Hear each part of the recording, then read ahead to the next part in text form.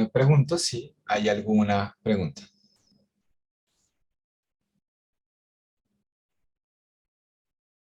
¿Todo claro? Bueno. Entonces, cuando hablamos de contingencias, hay muchas definiciones, pero básicamente vamos a asumir que, como les decía, es una relación de probabilidad, ¿sí? Entre tres eventos. Una relación de probabilidad entre que, dada la ocurrencia de de un estímulo discriminativo, hay una probabilidad de que ocurra una respuesta y una probabilidad de que ocurra la contingencia. Si el discriminativo no está presente, la probabilidad de la contingencia, perdón, de la consecuencia es cero. Entonces, dada la presencia del estímulo discriminativo, va a haber una probabilidad de la respuesta basada en su historia y de la ocurrencia de la consecuencia. Lo mismo, hay una probabilidad de que ocurra una respuesta, dada la presencia de un estímulo discriminativo, y va a haber una probabilidad de que ocurra la consecuencia, dada la ocurrencia de esa respuesta. Entonces, tenemos una relación de probabilidad entre tres eventos y de ahí viene, entonces, el nombre de relación de triple contingencia. Son tres contingencias o tres relaciones de probabilidad entrelazadas que están presentes. Y hay tres tipos, entonces hay cuatro tipos de contingencias en ese sentido. Vamos a asumir pues, que el discriminativo nos señala esto. Y hay contingencias que buscan incrementar la ocurrencia de la conducta y hay contingencias que buscan disminuir la ocurrencia de esa conducta. Las que buscan incrementarla o que logran más bien incrementarla son el refuerzo, son los procedimientos de refuerzo, y los que le disminuyen son de castigo. Y a mí me parece que la selección de la palabra castigo es más o menos infortunada porque tiende a confundirse con topografías. Entonces, cuando nosotros pensamos en castigo, pensamos en golpes, pensamos en, o de pronto, quitar privilegios, en generar en consecuencias negativas. Y es la razón por la cual el nombre se selecciona de esa manera. Pero lo que nos va a importar acá es la relación que hay con la conducta. Si hay disminución del comportamiento, estamos hablando de que efectivamente ocurrió el castigo. Y esto no necesariamente es así. Por ejemplo, eh, si tenemos a un niño que tiene una relación excesivamente privada de atención de sus papás, por ejemplo, puede llegar a hacer comportamientos que lleven a que el papá le haga un castigo en términos coloquiales, entonces lo encierra en el cuarto, lo regañe, lo golpee, pero esto funcionalmente puede terminar siendo un refuerzo, dada que la persona está absolutamente privada de atención y al menos, aunque sea con interacciones negativas, está teniendo interacción con los papás cuando hace comportamientos inapropiados. Entonces, de ahí es muy importante hacer la diferenciación entre la relación funcional de la que estamos hablando con el sentido coloquial. Y luego tenemos otro aspecto de la contingencia que es si es positivo o negativo. Cuando se habla de que es positivo es porque se introduce un estímulo en el contexto que previamente no estaba, con el objetivo de modificar el comportamiento. Y cuando se habla de negativo, se está hablando de que se termina un, o se retira o no se presenta un estímulo que resulta aversivo para la persona. Entonces, si tenemos una consecuencia de incremento y es positiva, entonces tenemos refuerzo positivo. Esto es básicamente ofrecer un cambio en el contexto que incremente el comportamiento. Ese va a ser una de las principales estrategias que utilizamos en la psicoterapia analítico-funcional para modificar el comportamiento. Y si queremos realizar una disminución de comportamiento, introduciendo un evento, entonces vamos a hablar de castigo positivo, que también utilizamos en la psicoterapia analítico-funcional para modificar. Bien. El negativo, pues es simplemente el retiro de algo aversivo para incrementar el comportamiento o eh, el retiro de algo que es apetitivo para la persona para disminuir el comportamiento. Quisiera demorarme más acá. Entonces, esos son como los aspectos básicos. En un segundo los voy a vincular mejor. Pero entonces ahora viene cómo vamos a utilizar la relación terapéutica, porque lo que sucedió en la psicoterapia analítico-funcional fue que se identificaron relaciones terapéuticas que eran poderosas en sí mismas, consultantes que mejoraban muchísimo más que otros consultantes, particularmente de la práctica de Bob Collenberg y de Mavid Zaid, que fueron los fundadores, como que empezaron a notar, y en particular Mavis tenía que tener unas relaciones muy intensas y poderosas con los consultantes y ver grandes logros. Entonces, ¿qué fue lo que hicieron?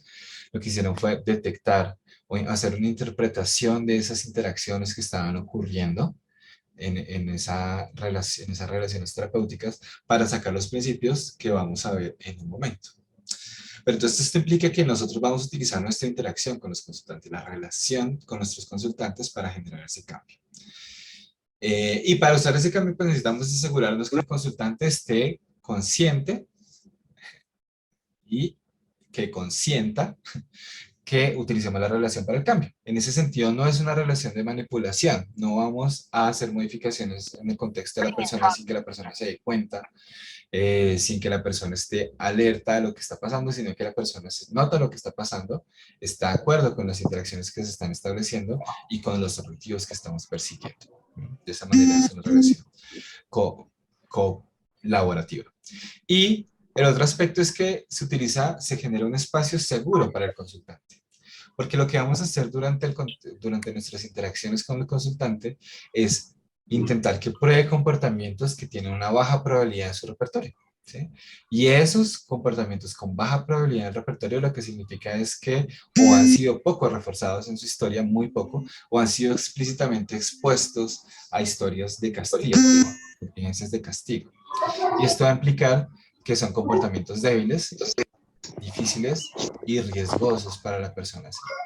Y en ese sentido tenemos que estar segurísimos de que vamos a poder utilizar la relación para que la persona se sienta seguro o segura y empieza a explorar esos comportamientos que previamente que son difíciles de realizar, que previamente han sido castigados. Bien. Y típicamente en la PAF, uno de los objetivos más grandes interpersonales tiene que ver con la intimidad. El establecimiento de una relación de intimidad implica justamente que la persona practica comportamientos que han sido previamente castigados y en lugar de ser castigados, son reforzados por el terapeuta. Y pues tenemos una diversidad de operacionalizaciones de de la intimidad que nos permite establecer repertorios mucho más específicos. Por ejemplo, una parte importante de la intimidad tiene que ver con el conflicto. Nosotros peleamos, tenemos conflictos vinculados con nuestras necesidades, con nuestros límites, y el conflicto dentro de las relaciones cercanas es una parte importante de poder construir esa intimidad, ¿sí? Y de hecho, para muchas personas, dependiendo de su historia, después de las peleas y después de solucionar las peleas, se sienten mucho más cercanos, porque ha sido una interacción en la que se expresan esos elementos que son dolorosos, que son frustrantes, que necesitamos que cambien, y si se maneja bien el conflicto, lo que voy a sentir es que la otra persona escuchó y permitió y se comprometió a hacer cambios, y esto va a generar cercanía. Entonces, es un ejemplo de repertorios de intimidad que están vinculados. Entonces, lo que nosotros hacemos es identificar esos comportamientos en los que vamos a trabajar, que vamos a llamar conductas clínicamente relevantes. En un momento voy a hablar un poco más al respecto. Y el elemento central es el uso del refuerzo. Y uno de los elementos más importantes para tener en cuenta cuando estamos hablando de refuerzo es evitar el refuerzo arbitrario. Entre más naturales podamos ser, entre más genuinos podamos ser en nuestra interacción con nuestros consultantes, más efectivos vamos a poder ser. Y entonces, ¿qué es refuerzo arbitrario respecto a el refuerzo natural? Cuando estamos hablando de refuerzo arbitrario, estamos hablando de una forma de responder que es poco probable que se encuentre en el contexto natural. Entonces, si la persona con la que estoy trabajando tiene problemas de asertividad y en un punto es asertiva conmigo, si yo le digo felicitaciones, mira, esto es lo que hemos venido trabajando, está siendo asertivo. La probabilidad de que se encuentre con esa respuesta afuera es muy baja y probablemente lo que va a terminar pasando es que la persona sea asertiva con el terapeuta, pero difícilmente logre ser asertiva en otros contextos. Entonces, lo que vamos a buscar por el contrario es ofrecer refuerzo natural. Cuando una persona es asertiva, se puede encontrar con diferentes respuestas, entre otras con una respuesta negativa o aversiva. Eh, pero lo que va a resultar reforzante probablemente a un comportamiento asertivo sea el cambio del comportamiento, por ejemplo. Entonces, si la persona asertivamente me dice, hemos tenido varias sesiones ya, y me dice que en este contexto de virtualidad, que le estoy enviando el link muy sobre el tiempo y que en algunas ocasiones eso hace difícil que se pueda conectar. Entonces, que sí podría enviárselo con tiempo. Una respuesta arbitraria para eso sería, felicitaciones, mira, acabas de hacer una solicitud de una forma muy asertiva, seguiste los pasos, así es como lo debemos hacer. Pues lo que les digo va a ser probablemente limitado el efecto, mientras que si le digo como, tienes razón, discúlpame, voy a programar con tiempo en el calendar nuestras eh, consultas y vamos a tener el link disponible. Entonces, esa es una respuesta natural y tiene muchísima más probabilidad de reforzar el comportamiento porque es lo que se va a encontrar en el contexto natural. Hay un tono continuo desde lo más arbitrario, que probablemente sea lo que no utilicemos en terapia, hasta lo más natural, que también en algunas ocasiones se dificulta en terapia. Entonces nos vamos a mover en ese rango. Y hay respuestas que son relativamente arbitrarias, pero comparten suficiente de la respuesta que va a encontrar en el contexto para que sean útiles. Y un ejemplo que me gusta ofrecer acá es la amplificación. Una de las estrategias que utilizamos para reforzar es amplificar eh, el impacto que está teniendo. Entonces, si la persona confía un secreto que nunca más había confiado, yo me siento cercano porque es muy valiosa para mí esa confianza que está depositando, yo lo puedo revelar. Miren, que me cuentes esto que sea tan difícil para ti, me hace sentir cercano a ti y, y me resulta valioso. Entonces, esto tiene elementos arbitrarios en el sentido en que pocas veces nos vamos a encontrar con revelaciones así en el contexto natural, excepto en relaciones muy cercanas, tal vez, pero comparte suficiente con la respuesta. Si es que yo no estoy diciendo que me siento cercano porque sí, la respuesta de cercanía va a ocurrir naturalmente y lo va a poder vivenciar naturalmente cuando lo empiece a generalizar, a usar en otros contextos, aunque no sea de esta forma tan explícita como lo estoy haciendo como terapeuta. Entonces, es un continuo, hay respuestas que tienen cierto nivel de arbitrariedad cuando estamos en terapia, pero lo que vamos a buscar es irlas desvaneciendo, cada vez hacerlas un poco menos frecuentes y utilizar otras estrategias. Entonces, eso es como lo central de la PAF, el uso del refuerzo natural, y va a empezar a ocurrir un proceso que es el proceso de la intimidad del contexto terapéutico. Y esa intimidad emocional del contexto terapéutico va a ser la fuente de que se evoquen algunos problemas conductuales de la persona, pero también va a ser que en la medida en que el terapeuta responda efectivamente, la relación sea muchísimo más cercana, sea muchísimo más poderosa y emocional. Entonces, el terapeuta va a tener un impacto mucho más grande sobre el consultante y en ese sentido también va a fortalecer mejor sus repertorios y va a facilitar que la persona los lleve a otros contextos. Y ese es un poco el objetivo que estamos persiguiendo con estos elementos de la PAF. Entonces, ahora vinculando esos aspectos más básicos ya con la práctica, vemos que los elementos centrales de la PAF son la definición de las conductas clínicamente relevantes y las reglas terapéuticas. Y lo que vamos a ver es que están directamente vinculadas o vienen de la lógica de la relación de triple contingencia que les expuse previamente. Entonces, los aspectos de la respuesta, que es lo que estamos interesados en modificar, vamos a utilizarlos o vamos a emplearlos con las conductas clínicamente relevantes. Se llaman conductas clínicamente relevantes porque son comportamientos que ocurren en el contexto terapéutico que tienen una similitud funcional, no topográfica, sino funcional con el contexto natural de la persona. Y en ese sentido son conductas clínicas, son las que estamos modificando y son relevantes porque son con las que vamos a trabajar en el contexto terapéutico. Distinciones entre conductas clínicamente relevantes y otro tipo de conductas. Si estamos trabajando en el mismo ejemplo de la asertividad y la persona me empieza a contar sobre cómo logró ser asertivo en su relación de pareja, eso no es una conducta clínicamente relevante, porque no es una conducta que esté ocurriendo dentro del contexto terapéutico que tenga la misma función que afuera. Es una narración de lo que está ocurriéndome afuera. La mayoría de terapias, o bueno, no sé si la mayoría, un buen porcentaje de terapias están basadas un poco en hablar sobre lo que sucede afuera o hablar de otros elementos que están lejos de la relación con el consultante.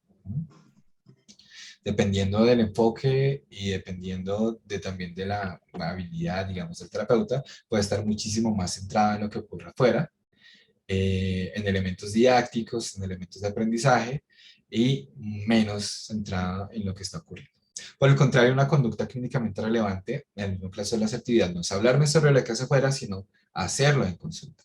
Entonces, por ejemplo, la persona, en lugar de decirme asertivamente que quiere que le mande los links con tiempo porque le está haciendo difícil, voy a empezar las sesiones como tuve muchos problemas para conectarme porque pues como casi no nos llega el link, entonces sí, a veces no es tan fácil conectarse. Entonces es una CCR1 porque me está haciendo el problema conductual. Digamos que su problema es que solamente insinúa lo que quiere, insinúa los cambios lo que quiere en su vida cotidiana, y acá con el terapeuta está apenas insinuando que quiere algo diferente también. Con el terapeuta me está hablando de lo que no le sirvió, y entonces el terapeuta, un terapeuta, digamos, ingenuo a esta forma de trabajo, puede tomarse el comentario como, no te preocupes, está bien. La próxima vez te puedes conectar más temprano, ¿sí? Se está perdiendo que está ocurriendo una conducta clínicamente relevante. CCR es la sigla a conducta clínicamente relevante, Mónica. Gracias por preguntar. Bien, entonces, ya que hemos hablado de qué son las conductas clínicamente relevantes, que son conductas que tienen la misma relación funcional en el contexto del consultorio al afuera, vamos a hablar de los tres tipos de conductas clínicamente relevantes. Las conductas tipo 1 son esos problemas conductuales. Se están repitiendo los mismos problemas que ocurren afuera con el terapeuta. Las conductas clínicamente relevantes tipo 2 son las mejoras. ¿Sí? Entonces, así como estamos hablando que insinuar los cambios es el problema de esta persona, la asertividad es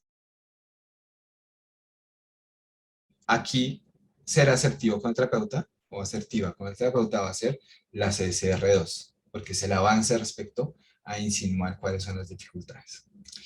Y luego tenemos la CSR3, que dependiendo de la persona a la que le pregunten y el enfoque, va a tener un poquito más de relevancia o no. Son básicamente descripciones del comportamiento. Están hechas para que se generalice el comportamiento que está ocurriendo en la sesión. Las personas a veces tienen explicaciones un poquito mágicas sobre las razones de su comportamiento. Y el problema de esas explicaciones que son relativamente mágicas o incompletas es que tienen poca utilidad para modificarlo. Sí, un ejemplo de pronto más dramático para mí, o sea, más claro para mí, es alguna vez que una colega nos comentaba que un consultante de ella llegó a sesión a reportarle que se sentía un poco bajo de nota ese día porque había desayunado avena. ¿Mm? La relación era muy arbitraria. pocas personas atribuiríamos el desayunar avena con sentirse bajo de nota. Pero era parte de su historia. Había tenido una historia de invalidación tan fuerte de sus emociones que no había aprendido los repertorios que son muy importantes, que es discriminar cuál es la fuente o qué pasó, cuál es el antecedente que provocó una emoción en mí y qué emoción estoy sintiendo, por ejemplo. ¿Sí? Esos son como los Porque la otra me repertorios salió básicos medio. emocionales y esta persona no los tenía presente, tenía una explicación bastante inapropiada de la emoción que estaba sintiendo. Una CSR3 es una descripción funcional. Entonces, si esta persona logra decir como, es que esta mañana tuve una discusión con mi mamá y me siento frustrado, que es la emoción que realmente está sintiendo y no tristeza, como había reportado previamente. Sí, me siento frustrado porque por más intentos que yo haga de lograr las cosas, siempre o casi siempre recibo las mismas críticas. Entonces, ahí yo tengo una relación, una CSR3, porque estoy hablando del contexto que controla el comportamiento emocional y también de una serie de relaciones de respuestas. Y yo estoy intento y siempre recibo las mismas críticas, esto me genera una emoción. Estoy haciendo una descripción. Una CSR3 es esas descripciones en las que es más claro el antecedente, la conducta y la consecuencia, y hace mucho más fácil entonces la comprensión del comportamiento. O si yo estoy entrenando la asertividad, entonces una CSR3 es que la persona me diga, claro, yo estoy incómodo, me sentí incómodo por la situación con el link, se lo dije y eso permitió que usted pudiera hacer los cambios porque supo cuál es el problema. Esa es una CSR3 porque está escribiendo un antecedente, una conducta y una consecuencia. Algo que sería no como un comportamiento a mejorar en ese aspecto sería, es que usted hace lo que yo le pido porque es buena gente, ¿sí? Es una explicación incompleta. Sí, el terapeuta es mucho más benevolente, está mucho más abierto a seguir las solicitudes, pero no es eso. Si él no me dice las cosas, yo igual no me voy a dar cuenta y no voy a dar cambios. Entonces, es poder hacer la descripción lo mejor posible, antecedente, conducta y consecuente, lo que llamamos a llamar CSR3. Y esa claridad le va a permitir al consultante, luego, también practicar esos mismos comportamientos afuera, que no se quede solamente conmigo en el consultorio, sino que afuera también lo pueda hacer.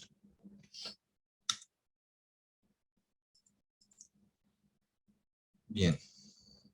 ¿Qué puedo hacer yo para anotar conductas clínicamente relevantes en mi sesión? ¿Listo? Lo primero es estar muy alertas a cómo nos sentimos con comportamientos particulares del consultante sobre nosotros mismos.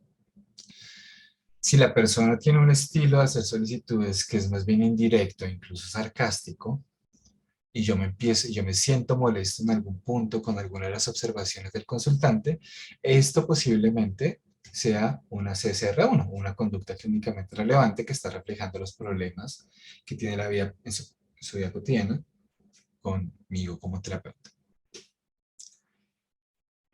Aquí es importante también estar alertas que algunas veces también puede tener que ver con nuestra propia historia. Entonces es importante también tener un buen autoconocimiento y saber distinguir. En particular, por ejemplo, yo soy muy sensible a la comunicación indirecta. ¿Sí? Me altera fácilmente y reacciono fácilmente a la comunicación indirecta, ¿no? Dada mi historia. Entonces, es posible que yo interprete algunos de los comentarios, algunas de las descripciones del consultante como una solicitud indirecta y me moleste. Y resulta que no, que realmente el consultante estaba haciendo una descripción simplemente de una serie de problemas. Entonces, es muy importante que estemos alerta a nuestra propia respuesta, conozcamos nuestra historia y podamos distinguir esas dos cosas, de si este efecto que está teniendo puede tener más que ver con mi historia o es el efecto que culturalmente la persona está generando en otras personas. Bien, esa es una forma de detectar conductas clínicamente relevantes. La otra es tener presente cuál puede ser la consecuencia pretendida del consultante con lo que está haciendo. ¿Mm? ¿Mm? Por ejemplo, si la persona se molestó con un comentario que hice en la sesión, lo interrumpí. No quería que siguiera divagando y divagando, sino que hice una interrupción en un momento particular eh, para poder hacer una pregunta o centrarnos en algo que yo considero que es más útil que seguir por ese camino de la interacción. Pero esto, digamos que molesta a la persona. Y la persona hace un comentario agresivo hacia mí, por ejemplo. ¿Cuál es la consecuencia pretendida del consultante con esa respuesta? Ah, pues es que yo vengo acá a hablar, pero como aquí tampoco se puede, en ningún lado puedo hablar. ¿Mm? ¿Cuál es la consecuencia pretendida del consultante con esto? Una hipótesis podría ser que lo que quiere es que yo no la siga interrumpiendo y me siga y la siga escuchando. Entonces esto puede ser un CCR1 porque es una conducta relativamente inefectiva para lograr eso. Es posible que si yo no estoy atento a la CCR1 y como finalmente como terapeutas queremos tener un ambiente agradable en consulta, yo tienda a interrumpir menos, ¿sí? Y entonces la persona estaría obteniendo la consecuencia que moldeó ese comportamiento. Mm, pero al mismo tiempo estaría siendo inefectivo. Entonces, bueno, tener presente cuál es la posible consecuencia para un comportamiento también. Aquí cuando yo digo pretendida, no estoy hablando de intención, voy a hacer esto para que ocurra esto, no es una conducta planeada. Algunas veces es la historia de reforzamiento de la persona incluso puede no tener muy claro qué es lo que está haciendo, eh, que un comportamiento tiende a estar asociado con cierta consecuencia, ¿sí? Pero aún así, la consecuencia que tiende a ir asociada con ese comportamiento va a ser relevante para que yo la tenga presente y no me deje llevar y no refuerce comportamientos inapropiados. Otro aspecto que va a ser muy importante es estar muy alerta a los cambios en el lenguaje no verbal y a las respuestas emocionales del consultante. Una conducta típica de intimidad que bloquea la intimidad es la evitación de la expresión de emociones.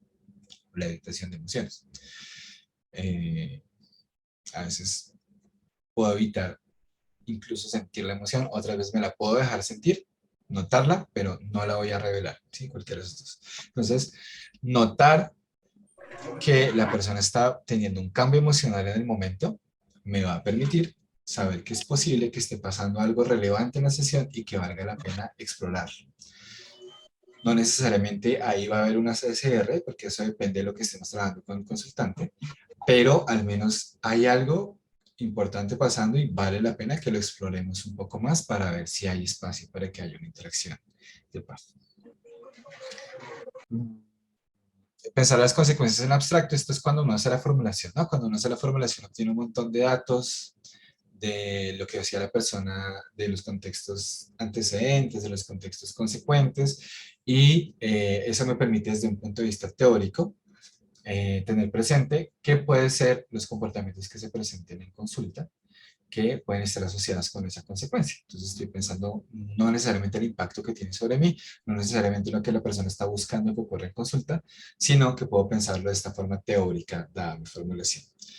Y esto me lleva al último punto, que va a ser importante, es realizar una formulación y revisarla constantemente, estarla actualizando y revisando. Entonces voy a trabajar con este consultante, cuáles eran las SRs que está viendo, cuáles eran las funciones y conteniendo eso en la cabeza antes de entrar con el consultante, va a ser más probable que yo detecte, mira, aquí está pasando una conducta, aquí está pasando otra conducta, CCR, otra CCR, perdón.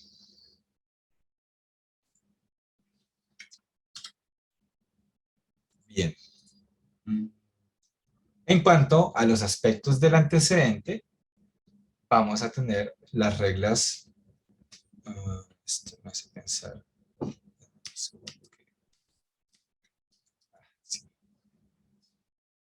Bueno, antes de seguir entonces, quiero hablarle de las reglas.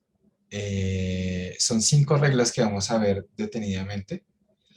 La primera regla tiene que ver con observar las conductas clínicamente relevantes. Esto quiere decir que voy a estar alerta con las estrategias como las que les acabo de mencionar hace un segundo, a cuando esté ocurriendo una conducta clínicamente relevante. Puede ser que esté ocurriendo una conducta tipo 1, que sea el problema, o una conducta tipo 2, que sea el avance, pero lo que yo debo hacer es estar atento. de forma que cuando ocurran no me las vaya a perder y no vaya a ser algo contraterapéutico. Luego viene la regla 2. Lo que sucede con la regla 1 es que las conductas clínicamente relevantes que ocurren de forma espontánea son relativamente escasas. Mm, Algunas veces los contextos terapéuticos son suficientes para que aparezcan conductas clínicamente relevantes, pero es demasiado escaso. No da para hacer una intervención, ¿sí? Entonces de ahí viene que se utilice la regla 2. La regla 2 es evocar las conductas clínicamente relevantes. Evocar significa que yo voy a organizar el contexto o hacer cosas en el contexto terapéutico para que aparezcan los comportamientos.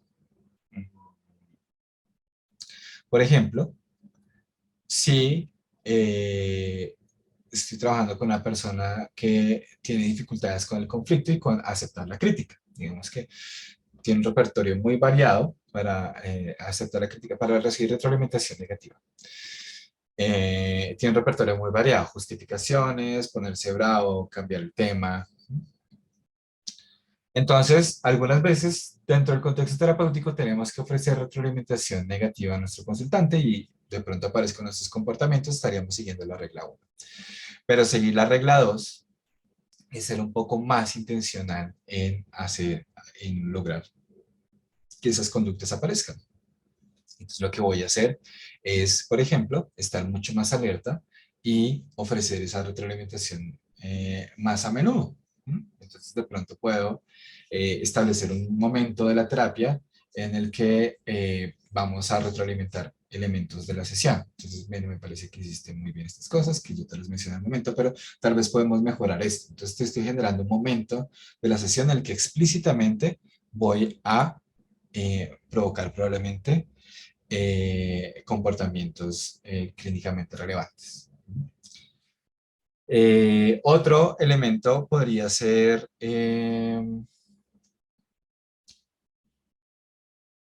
dado que los consultantes típicamente tienen explicaciones sobre sus problemáticas, explicaciones sobre el comportamiento de otras personas que son apropiados, comportamientos que le están trayendo problemas, pues yo puedo ser mucho más explícito tratando de retroalimentar, pero lo más importante entonces es usar los reglados en concordancia con la 1. Entonces, si yo empiezo a decirle, bueno, creo que hubieras podido hacer esto de manera diferente, por ejemplo, este elemento no te funcionó mucho, ¿no? Por decir algo. Y la persona empieza a decir, claro, pero es que fue difícil porque se sabe que mi relación con mi mamá es muy complicada y siempre me está saliendo con estas cosas, yo estoy aburrido, entonces ahí está ocurriendo una CCR1 y lo que yo voy a hacer es ser terapéuticamente efectivo. Si yo doy esta retroalimentación, la persona se engancha en justificaciones y yo me engancho en las justificaciones de la persona contraargumentando, se nos va una porción larguísima de la sesión y no fui efectivo interpersonalmente. Entonces, ¿cómo puedo hacer yo para ser efectivo? Ahí viene la regla 3, que es responder terapéuticamente. Para responder terapéuticamente, que claramente está asociado con los aspectos de consecuencia, entonces permítanme que aquí salte esta parte. La regla 1 y la regla 2 están muy vinculadas con el aspecto de discriminación de la relación de triple contingencia, ¿no? Entonces, lo que yo voy a estar es alerta a los discriminativos del comportamiento del consultante para ver cuándo aparecen las conductas clínicamente relevantes y cuando esos discriminativos no aparecen de manera, o esos antecedentes, no aparecen de manera natural, yo mismo estructuro la sesión y incremento mis comportamientos que pueden estar asociados a la ocurrencia de las conductas clínicamente relevantes. Entonces, es usar la sesión y el comportamiento del terapeuta para evocar esos comportamientos. Entonces, está asociado a los estímulos. Y luego venimos con las consecuencias. Entonces, como lo que queremos es modificar el comportamiento, vamos a ofrecer consecuencias que disminuyan el comportamiento para la CSR1 y consecuencias que incrementen el comportamiento para la CSR2. Cuando ocurra entonces una mejora, yo ofrezco refuerzo. Cuando ocurre una dificultad, o la ignoro para extinguir, o sea, no le ofrezco la consecuencia típica que tendría, o o explícitamente ofrezco castigo. Y aquí es donde viene la parte importante que les mencionaba de que castigo es una relación funcional. Algunas veces, de hecho, siempre, cuando estamos haciendo PAF y en general, buscamos que el castigo no sea una situación que resulte aversiva o irrespetuosa o dañina para el consultante. Por ejemplo, si usamos el mismo ejemplo de cuando se molestan conmigo porque interrumpí, como es que no se puede hablar en ningún lado y acá tampoco, que es supuestamente el espacio, una forma de castigar sería como, mira, esto que acabas de decir me hace sentir molesto. La razón por la cual te estoy pidiendo que paremos es porque quiero que esto sea significativo y cuando tú respondes de esa manera, estás obstaculizando que hagamos de la sesión eh, un espacio productivo para los dos. Entonces, ahí lo que estoy haciendo es amplificando la respuesta que tiene el terapeuta. Le estoy diciendo, me molesta y mira que está teniendo efectos negativos para la consulta. Eso funcionaría como castigo si efectivamente luego veo que la persona está inventando algún comportamiento alternativo y ese comportamiento empieza a disminuir. Entonces, si la persona me responde, disculpe, pero es que me frustra mucho que usted no me deje hablar, aquí es donde la única parte donde puedo hablar. ¿Sí? Entonces, ahí estoy viendo un efecto positivo de ese castigo porque disminuyó inmediatamente el comportamiento y apareció una alternativa. Una cosa que puede pasar es que la persona se enganche y responda. Y lo que yo tendría que hacer es mantener, digamos, no reforzar el comportamiento, porque sigue siendo una CCR1. ¿Listo? Pero idealmente, o más bien, inicialmente, cuando la persona está empezando, lo que uno ve es que aparece una CCR1, yo respondo a la CCR1 para disminuirla, vuelve a ocurrir la CCR1, yo vuelvo a responder para disminuirla, hasta que eventualmente aparece una 2. ¿Listo? Que es tal cual como les acabo de mencionar. Primero la persona me utiliza un sarcasmo y me habla feo, luego se disculpa y es más abierto y me cuenta qué es lo que está pasando, porque no le gusta que yo le interrumpa. Entonces, eso es responder terapéuticamente a las conductas CCR1. Luego, cuando yo escucho que se disculpa, me revela su frustración, eh, algo que yo puedo hacer es como, se siente mucho mejor cuando eres más explícita con lo que estás sintiendo. Para mí es muy valioso escucharte, pero también es importante que sigamos con hacer lo más valioso posible este proceso. ¿Qué podría tener de reforzante esta respuesta que les acabo de decir? En primer lugar, estoy aceptando su frustración y en segundo lugar, me la estoy tomando en serio. No estoy diciendo como, oh, muchas gracias por mencionarme esto que te estaba molestando. Sigamos con nuestro trabajo, sino que estoy diciendo como, bueno, entiendo que sea frustrante y la razón por la cual creo que voy a tener que seguir interrumpiendo es porque necesito que este espacio sea, o que queremos que este espacio sea mucho más productivo. Entonces estoy tomándome en serio lo que la persona acaba de decir y esto es una respuesta, esto puede ser una consecuencia que ocurre en el contexto natural si la persona utiliza esa estrategia en lugar de ser sarcástica. Otra respuesta es, entiendo que sea frustrante para ti porque efectivamente en muchos lados tú sientes que no puedes expresar lo que quieres y llegas acá, que es un sitio en que hemos construido esta relación y yo también estoy callando tu voz. O sea, ¿cómo no podrías sentirte frustrado por eso? Ahí lo que estoy mostrando es comprensión de la respuesta. Puedo dejar la discusión de por qué voy a seguir interrumpiendo o no para después porque estoy aquí preocupado por reforzar o validar esa emoción que la persona me está reportando. Cualquiera, digamos, o cualquiera de las dos aproximaciones puede ser refuerzo o no, ¿sí? Puede ser que si yo le digo como, si me tomo en serio la respuesta, igual la persona se siente invalidada, igual se siga sintiendo molesta y no estoy siendo efectivo al reforzar. Y de ahí viene entonces la regla 4. Lo que yo quiero que sea reforzante no tiene por qué ser. Gracias por... Gracias. Lo que yo quiero que sea reforzante no tiene por qué ser reforzante para todas las personas. Posible que para mí sí lo sea por mi historia, que me digan que se sienten cercanos a mí, yo me sienta confianza, me sienta valioso, porque siempre es importante que confíen en mí. o generar confianza en las personas. Pero de pronto yo le digo esto a un consultante y para el consultante tiene una historia aversiva y lo que voy a terminar haciendo es intimidándolo. ¿Sí? O como les estaba mencionando, de pronto cuando yo les doy, me tomo en serio la respuesta más de expresión emocional de la persona y le digo, entiendo que sea frustrante y para mí es importante que lo reveles, pero voy a seguir haciendo esto porque para nosotros, pues puede ser que la persona se siga sintiendo incómoda.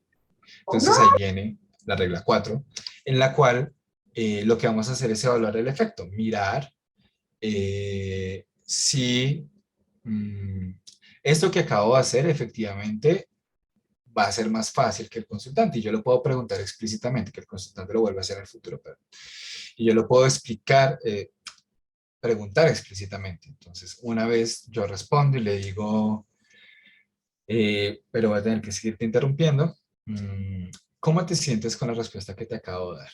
Entonces, la persona me dice, eh, bueno, pues yo entiendo. ¿Y crees que esto va a ser más fácil que me sigas pidiendo las cosas de esa manera más adelante? Y la persona me puede decir sí, o me puede decir no, me siento molesta. Yo quiero que usted me escuche. Y cuando la persona me dice de forma no sarcástica, yo quiero que usted me escuche, está haciéndome una solicitud abierta y tengo una oportunidad para unos cerrados. Entonces es el momento en que yo tengo que estar alerta, usar la regla 1 y reforzar. Y decirle, está bien, vamos a intentar algo diferente. Como para ti es importante que te escuche, vamos a, te voy a pedir que tú intentes ser mucho más corto en lo que me quieres contar y yo te voy a permitir que lo cuentes. Cuando vea que te estás alargando mucho sin llegar al punto, voy a tener que interrumpirte. Entonces, esto es literalmente lo que pasa en un contexto cotidiano. Si la persona tiene una solicitud que no me funciona perfectamente, yo empiezo a negociarla. Entonces, negociar la solicitud de la persona es un refuerzo natural. Y lo puedo volver a preguntar, ¿esta propuesta crees, el que hayamos llegado a esta propuesta, crees que va a ser más fácil, ahora sí, que me sigas solicitando cosas? Y la persona me puede decir, bueno, sí, creo que sí va a ser más fácil. Ahí estoy cumpliendo entonces con la regla 4.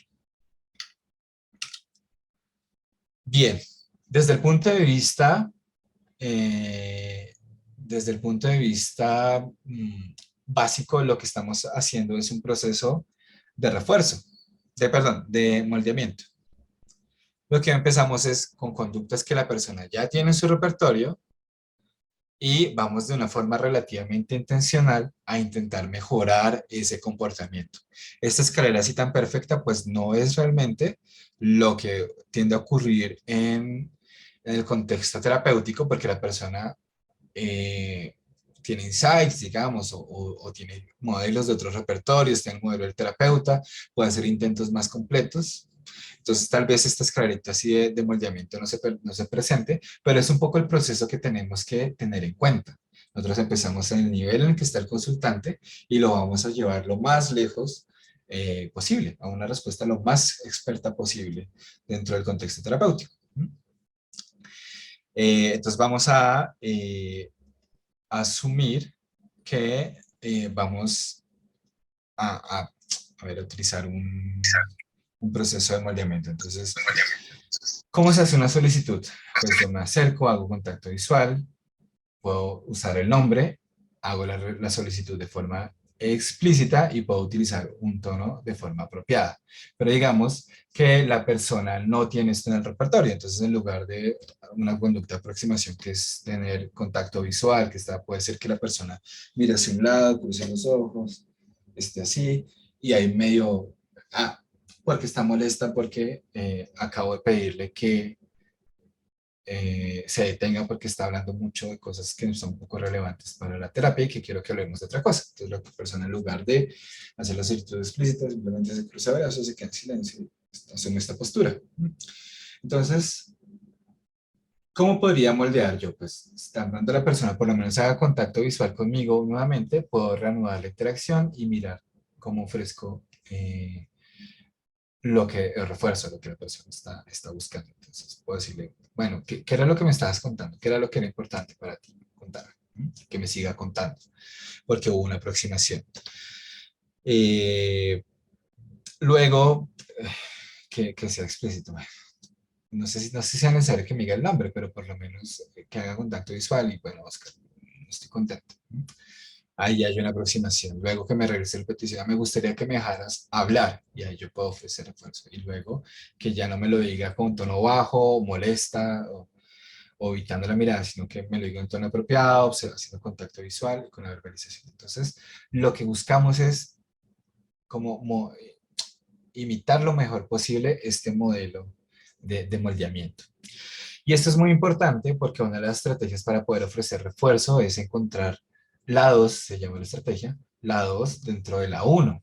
Eso quiere decir que la persona me hace una conducta clínicamente relevante uno, pero yo me tengo que fijar lo mejor posible en eh, qué es lo valioso o qué es la aproximación que está ocurriendo dentro de ese comportamiento que en general está siendo problemático. Entonces, de pronto la persona es sarcástica, de pronto está molesta, de pronto me sube el tono de la voz, pero en el camino me dice que está molesta.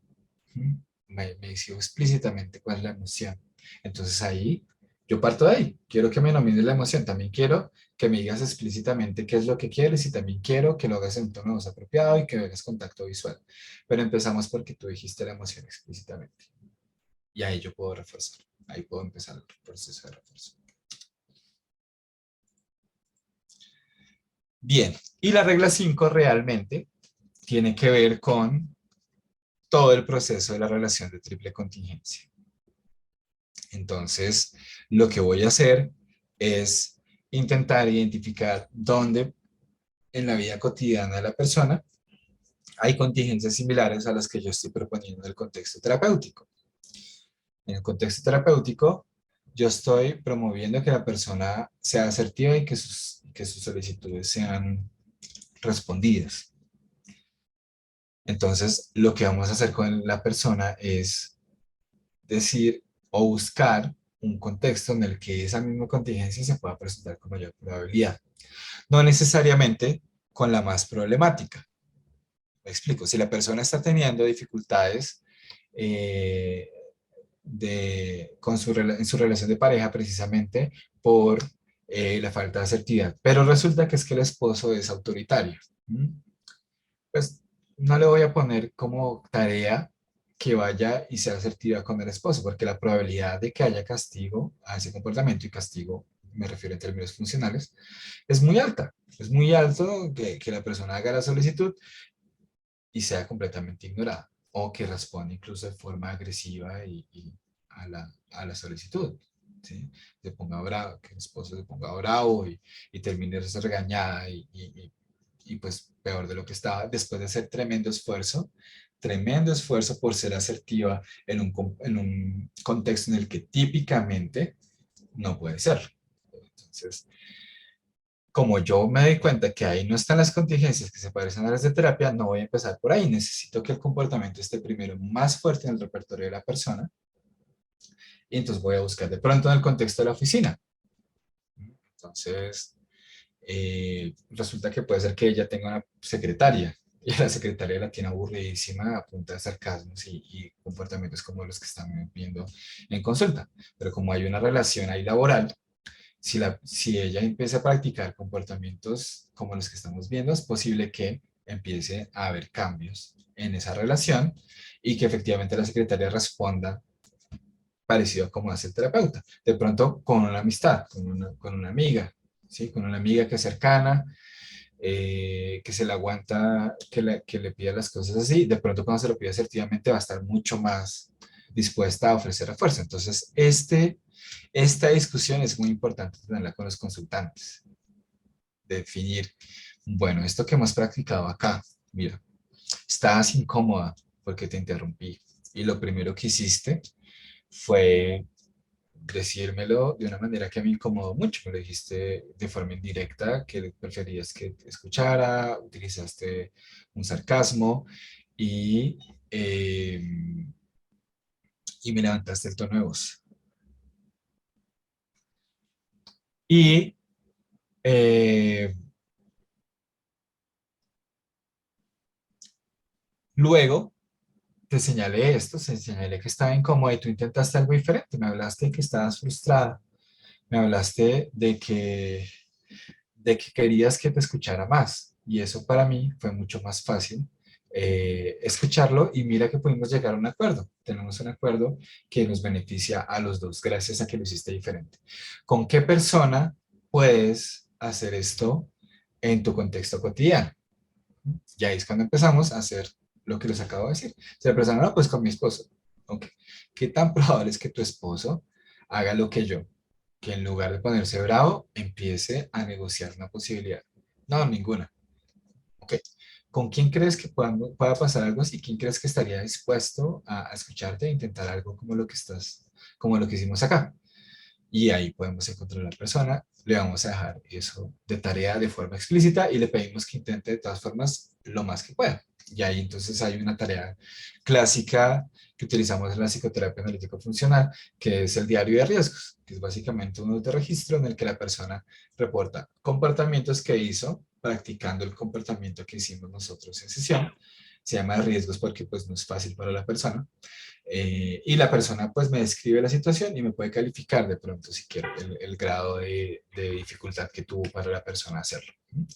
Entonces le dejo esa tarea para fortalecer un poco y ya planeamos en qué contextos puede utilizar. Entonces, esto es en términos generales lo que hace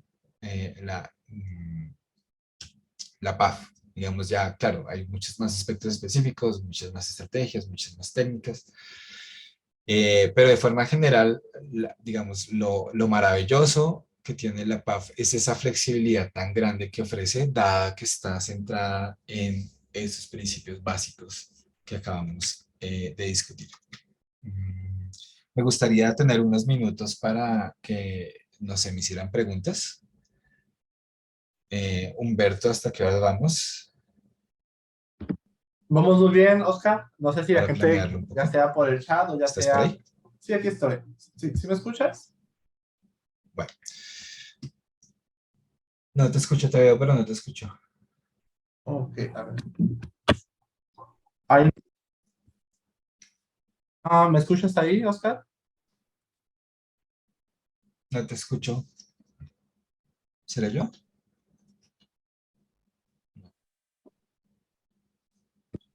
Ahí se escucha, se escucha. Ya te escucho. Ah, Sí. ok, muy bien. Bueno, pues sí. No sé si tenemos alguna pregunta para Oscar, algo que quieran comentar. Aclaren, aprovechen ahora.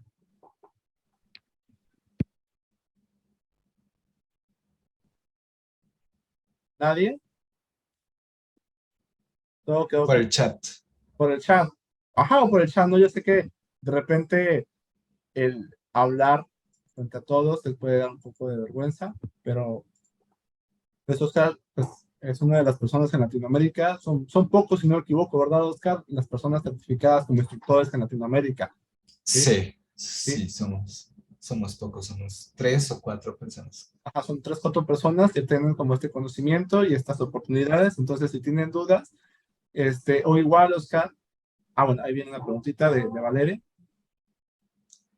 ¿Cuál es el procedimiento que se puede abordar en una relación tóxica? Esta pregunta me gusta harto, porque fíjate que mm, es un poquito uno de los problemas que nos encontramos en consulta y es cuando nos dan esas definiciones tan grandes, eh, es difícil poder llegar con el consultante a algo. Entonces, lo que nosotros empezamos a hacer es partir esa relación tóxica en partes, ¿sí? Lo que empezamos es como dividamos esto en comportamientos. Entonces, ¿qué es lo que lo hace tóxico? Entonces, que estoy sufriendo un montón. Ok, bien. ¿Por qué estoy sufriendo un montón? Porque me siento muy manipulada. Ok, porque te sientes muy manipulada. Y entonces me puedes empezar a describir un patrón, por ejemplo, de una persona que es ambigua, una persona que en un momento te trata bien y en otros momentos te está tratando mal, que te dice una cosa, hace otra y luego te culpa por no ser clara tú, cuando tú no hiciste nada, por ejemplo. Eso perfectamente cabe en la definición de una relación tóxica. Pero yo no estoy trabajando con la persona que está manipulando, estoy trabajando con el consultante. Entonces, ¿qué comportamientos está haciendo el consultante que están llevando a que se mantenga en esa relación?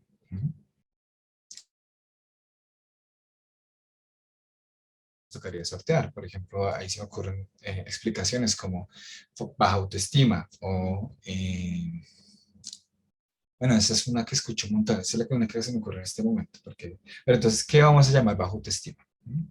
Entonces resulta que después de un análisis lo que yo me puedo encontrar con que a la persona le cuesta trabajo o es difícil para la persona sentir la sensación de rechazo. Y que la sensación de rechazo ocurre cuando, por ejemplo, recibe retroalimentación negativa. Entonces aquí yo ya, por fin, logré, aquí muy rápidamente, en un ejemplo pues inventado, llegar rápidamente a los comportamientos que hacen parte de esa relación. Lo que está haciendo mi consultante es que cuando siente rechazo, empieza a responder y a intentar satisfacer o complacer al otro lo mejor que puede, eh, a costa de sentir ese rechazo y sentir esa manipulación. Entonces, ¿qué podría hacer yo para trabajar esto en consulta? Por ejemplo, ofrecer retroalimentación negativa. Entonces, al ofrecer retroalimentación negativa, puedo encontrarme con que la consultante empiece inmediatamente a tratar de complacerme, a tratar de justificarse o hacer cosas para agradarle. Y yo puedo notar eso. Entonces, eh, puedo decir como, bueno, siento que habíamos hablado de que intentaras no contactar a esta persona y lo contactaste. Esto te está trayendo, pues, muchos problemas. Mira el malestar que estás sintiendo en este momento. Eso es mi intento para evocar. Ahora, la persona, ¿cómo va a responder a eso? Sí, pero mira que pues hice la tarea y yo sé que tú estás aquí para ayudarme, y yo de verdad quiero estar muy atenta a ti, de verdad quiero aprender todo, pero no es tan difícil, entonces dime, ¿cómo puedo hacer? Aquí yo puedo caer en la trampa, ¿no? La trampa del comportamiento y es caer en darle respuestas de cómo podemos hacer. O puedo darme cuenta, fíjate que te acabo de ofrecer retroalimentación negativa y en lugar de tomarlo en serio y que lo discutamos, estás tratando de agradarme, estás haciendo un esfuerzo grande por agradar. ¿Qué está pasando para ti que estás intentando agradar? Entonces, que me siento muy mal, me siento culpable. Y ahí entonces yo puedo empezar a trabajar con esa culpa. Entonces ahí tenemos un ejemplo de cómo para trabajar una relación tóxica tenemos que bajarla a comportamientos específicos, a interacciones específicas, y ahí yo ya puedo empezar a hacer cosas con mi consultante. Bien, igual ahí vienen otras preguntitas, Oscar, no sé si gustas revisarlas. A ver. Oh. Uf, me han hecho hartos. ¿Me puedes ayudar? Sí, por supuesto. Preguntan también si este tipo de terapia se puede aplicar para niños que tienen bajo rendimiento escolar. Ok, definitivamente habría que ver. Mm. El centro de la psicoterapia analítico-funcional son las conductas interpersonales. Si un niño tiene bajo rendimiento escolar, pero no tiene que ver, pero tiene que ver justamente con relaciones en el colegio, por ejemplo, tendría sentido trabajar esto. Entonces, de pronto el niño tiene una muy baja motivación para ir al colegio, para engancharse, tiene dificultades para obtener apoyo de sus compañeros. Entonces, creo que ahí habría repertorios interpersonales que se podrían trabajar con el niño. Y probablemente esos repertorios vengan de la familia. Entonces, yo incluso podría intentar involucrar a los consultantes y generar a los papás del consultante, generar interacciones mucho más positivas entre ellos. Dependería, pero si es un problema que tiene que ver con otros aspectos que no involucran un interpersonal, pues hay otras tecnologías y otras terapias que son más efectivas para esas problemáticas. Okay. También nos preguntan, Oscar, si tienes algún libro que nos puedas recomendar para adentrarnos un poquito más a lo que es la psicoterapia analítica funcional. ¿Sí? Y también preguntan cómo nos podemos certificar en PAP. Bueno, lecturas o libros de PAF, hay una traducción, de hecho, hay ya dos traducciones. En el momento del libro clásico de 1900, sí, el 90 y algo, 97 creo que es, eh, que pues están los principios básicos. Hay varios libros en inglés, a mí me gusta harto el último de Garrett Holman, de Fab Made Simple. Creo que ese es un muy buen libro para empezar. Pero en español, pues creería que la traducción de ese libro clásico es una buena opción. Para certificarse, la verdad es que se requieren varios criterios que pues sería un poco largo discutir acá. Pero si alguien está interesado, de pronto, no sé si tengan mi contacto o podrían escribirme o incluso si tú lo tengas, digamos, los criterios son absolutamente abiertos y creo que tú los tienes, Humberto, entonces también podrías distribuirlos si quieres. Sí, sí, por supuesto. También preguntan, dice que qué conductas se castigan. Las conductas, bueno, hay que tener en cuenta que no estamos interesados en reducir Perdón, el... perdón. No, esa no fue la pregunta. La pregunta fue, es que está más arriba. ¿Ok? Un ¿Cuál sería Sí, la poquito no, más arriba. pregúntame, por favor. A ver, permíteme, es que ya se fue hasta arriba y ya no la veo. Mm, un ejemplo sobre los obsesivos que están deprimidos por búsqueda del éxito y del reconocimiento, que son las conductas que se castigarían. Ah, ya Digo, si entiendo. va también en respuesta a lo que me ibas a decir, pues es bienvenido. Pero más o menos iba más enfocado a eso. Perdón por Le interrumpir. diste más contexto porque te iba a responder más general. Em, bueno, una persona que está deprimida porque está obsesionada con el éxito, a ver, nuevamente, ahí lo que hay que ver es las relaciones funcionales. Una forma en la que la PAF podría funcionar aquí es, por ejemplo, si la persona, la forma en la que aprendió a relacionarse con otros y a obtener la aprobación de otros es a través de logros, y otras conductas interpersonales son muy difíciles. Entonces, ahí creo que habría campo para la PAF. Si, por ejemplo, cuando yo le pregunto por emociones, la persona tiene un bajo entrenamiento para responder a sus emociones, me empieza de pronto a intelectualizar un montón lo que está sucediendo. Eso está vinculado de pronto con un éxito académico. Asumamos que es una persona que está muy en la carrera académica y ha trabajado un montón y ha llegado a grandes logros,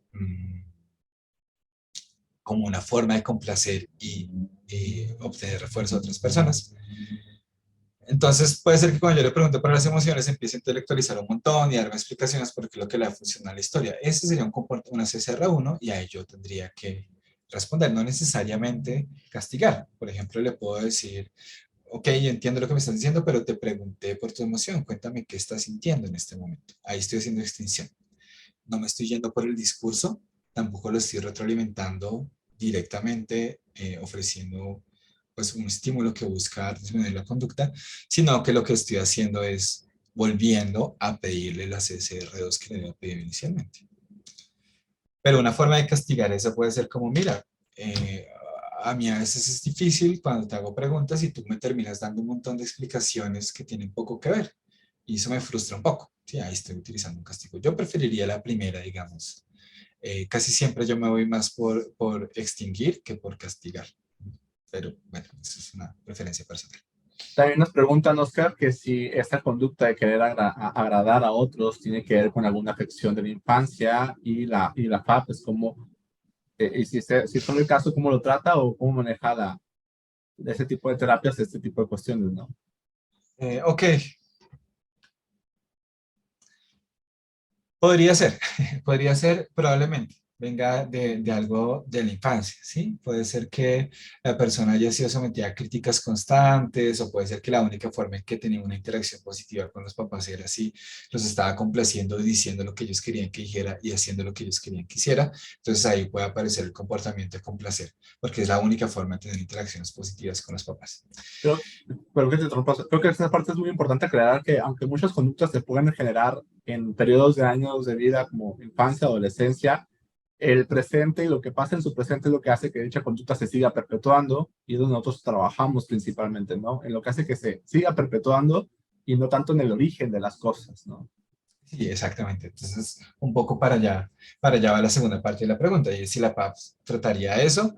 Realmente, desde el punto de vista de la PAF, uno trata la historia únicamente, o discute la historia, únicamente cuando uno se da cuenta que hay elementos actuales que son relevantes. Por ejemplo, si hablar de de la historia de la persona le evoca emociones que está constantemente evitando, ¿sí? Entonces aquí yo puedo preguntarle sobre la historia, pero porque esto evoca respuestas emocionales que yo puedo trabajar en el presente y reforzar en el presente. Eso es un poco en la línea de lo Ok, que venía mencionando. gracias. Y para terminar, Valeria, ¿gustas hacer una pregunta? Vi que levantaste la manita. Disculpe, sí, una pregunta. ¿A qué número me contacto para recibir el certificado de asistencia? Ok, ok. Muchas gracias, Valeria. Ahora sí, sí, bueno, antes de entrar a este punto, no sé si tienen alguna otra duda que quieran hacerle a Oscar.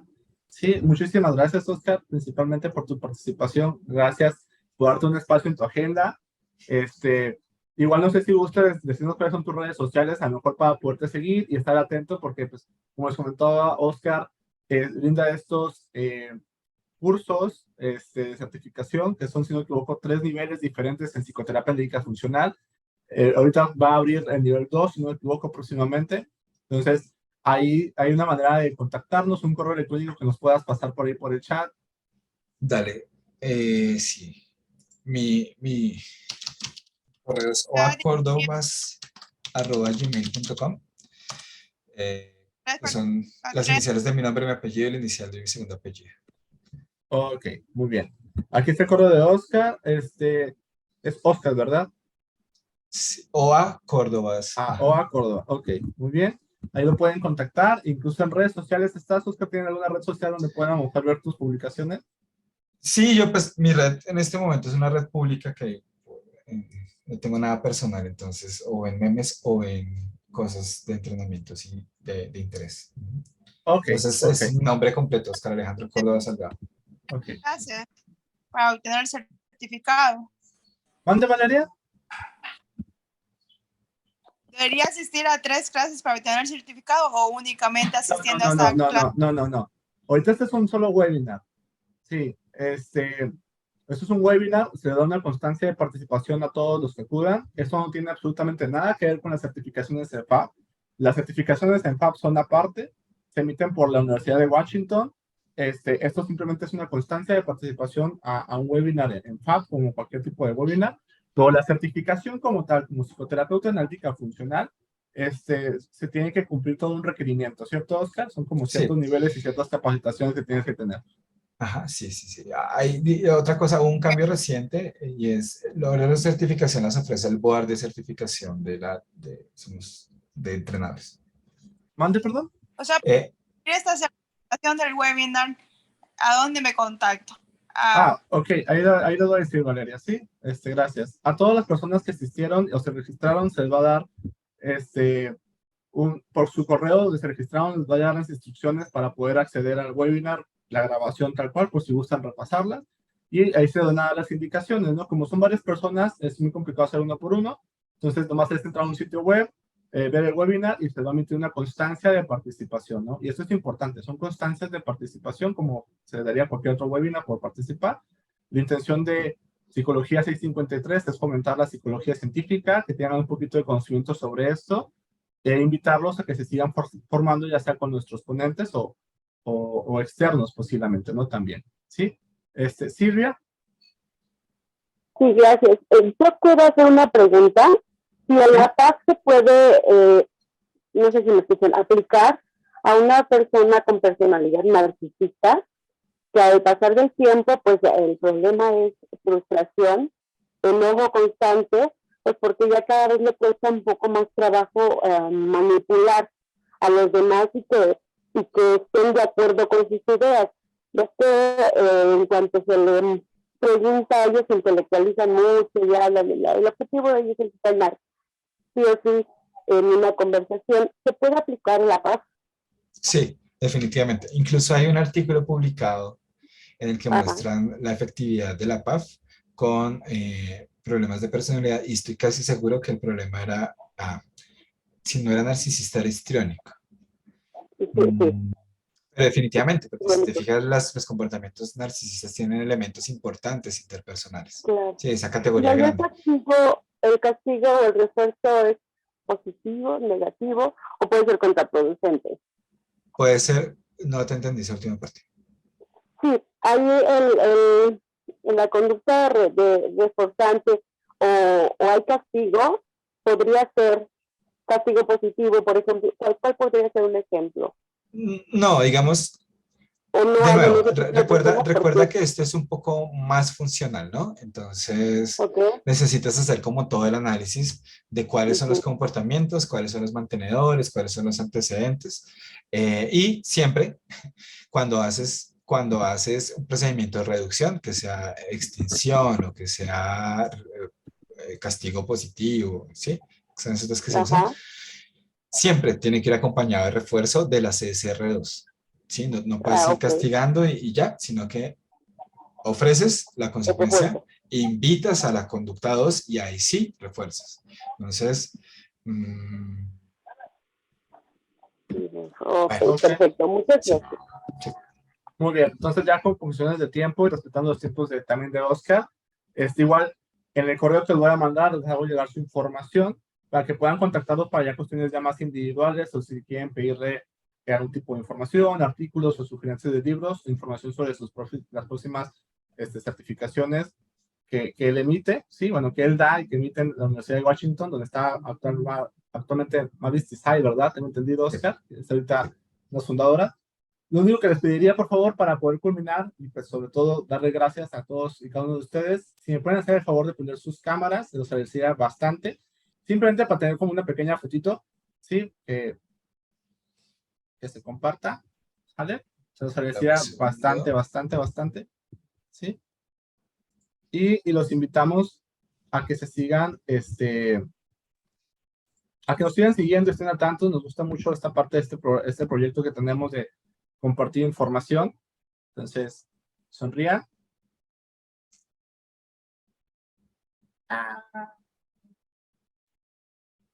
Muy bien, ¿sí? Entonces, culminamos todos y como les comentaba, pues les hago llegar la información por sus correos electrónicos. Oscar, nuevamente, muchísimas gracias por tan excelente presentación y darnos la oportunidad de tener estos acercamientos a estas terapias contextuales, en específico la psicoterapia analítica funcional.